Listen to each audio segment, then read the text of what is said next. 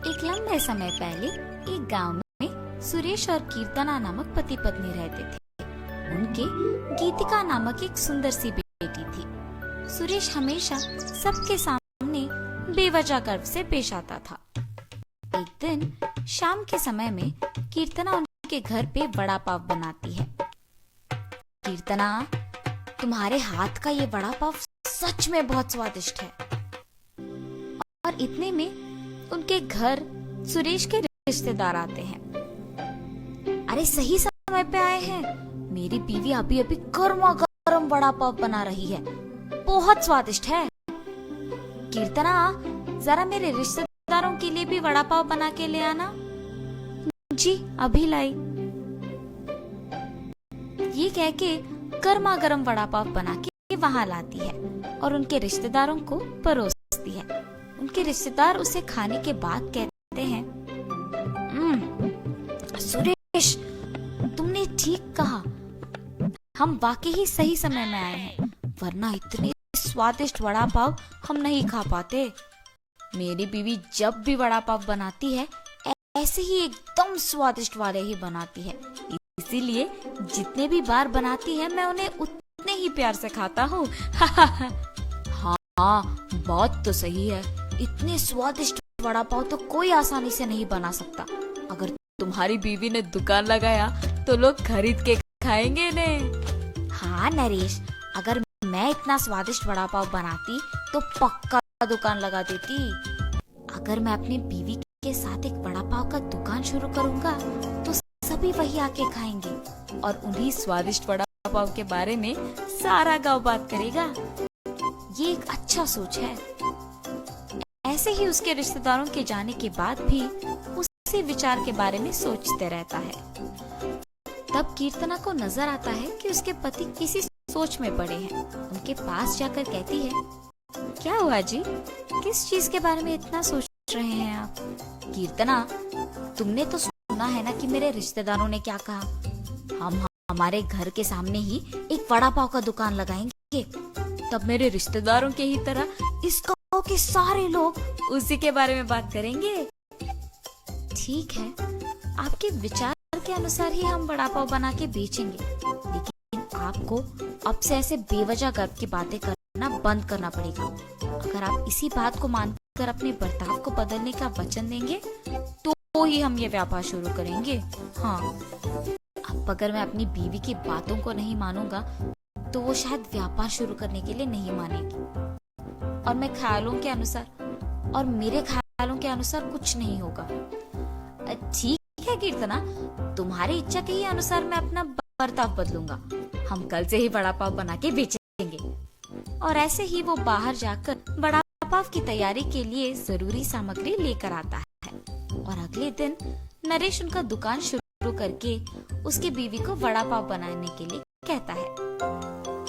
कीर्तना उसके पति के बातों के अनुसार ही वड़ा पाव बनाना शुरू करती है। स्वादिष्ट और गर्मा गर्म वड़ा पाव, आइए बाबू आइए। ऐसे जोर जोर से चिल्लाने के कारण उस तरफ जाते हुए सारे लोग आकर्षित होकर उसके दुकान आते हैं और वड़ा पाव लेके उन्हें खाने लगते हैं। सुरेश, वड़ा पाव तो बहुत गर्म और स्वादिष्ट है। हाँ, अब तक मैंने इतने स्वादिष्ट वड़ा पाव कहीं नहीं खाया है।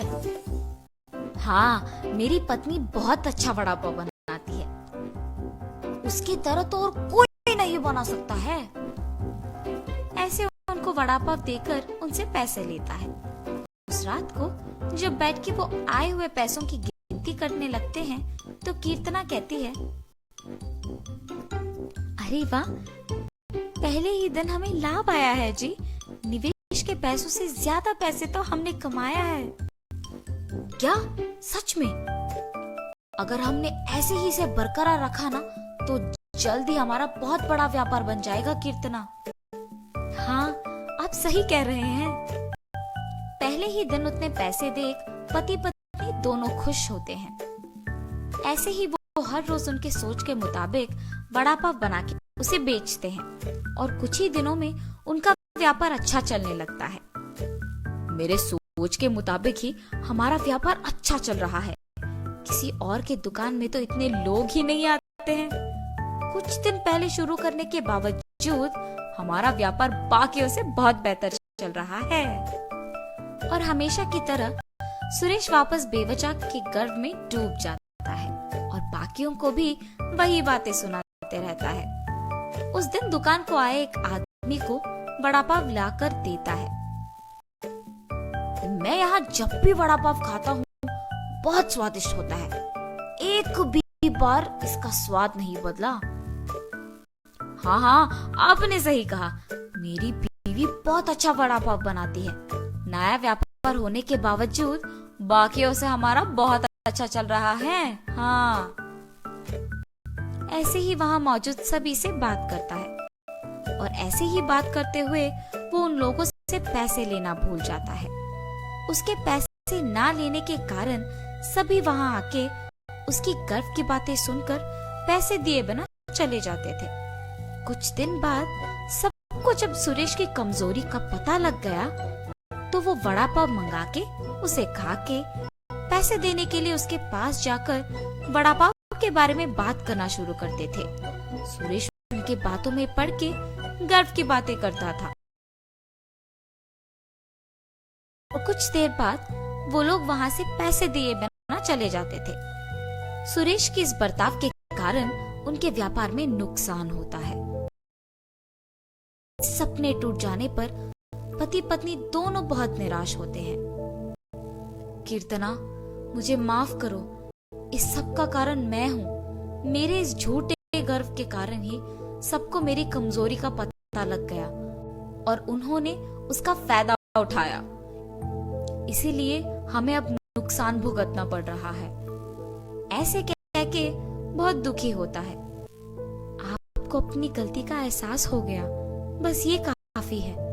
अब से हम हमारा व्यापार ढंग से चलाएंगे। ठीक है कीर्तना। और तब से पति पत्नी दोनों उनका वड़ा पाव का व्यापार बहुत अच्छे से चलाते हुए खुश रहे।